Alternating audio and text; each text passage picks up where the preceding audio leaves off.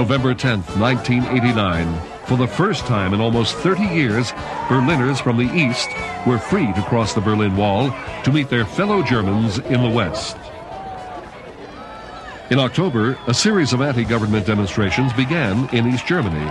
The protests were in response to the recent visit by Soviet leader Mikhail Gorbachev. Gorbachev had given the Russians new freedoms. The protesters demanded to know why East Germany had not shared in these reforms. The East German government tried to stop the protest, but they continued. The pressure on the government forced longtime President Erich Honecker to resign.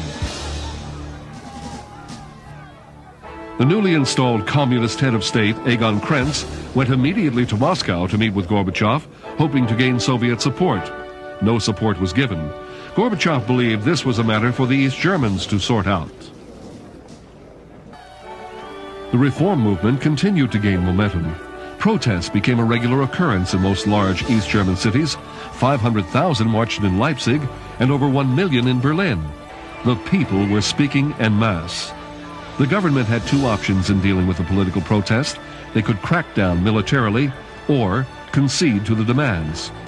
In an unbelievable move, the entire Politburo resigned. The people had won. The communist president still led the government, but with each day, the people were assuming more control of the country's direction.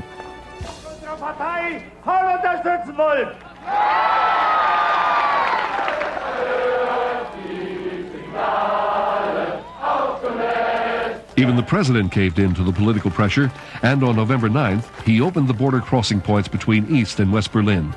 He thought his concession would save East Germany, but instead, he hastened its demise. Within hours of the announcement, people started turning up at border checkpoints.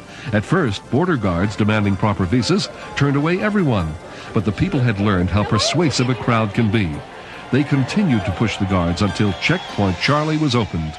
The East Berliners were welcomed by their Western neighbors.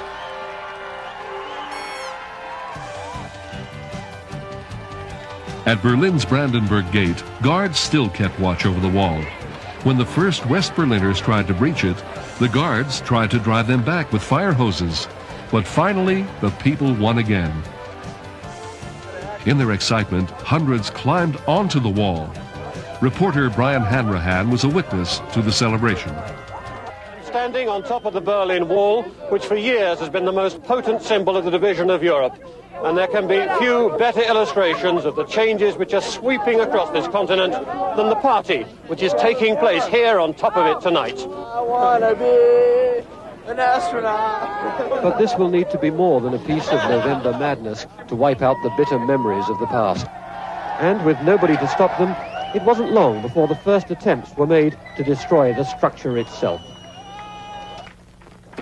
Everybody was testing how far they could stretch their new freedoms.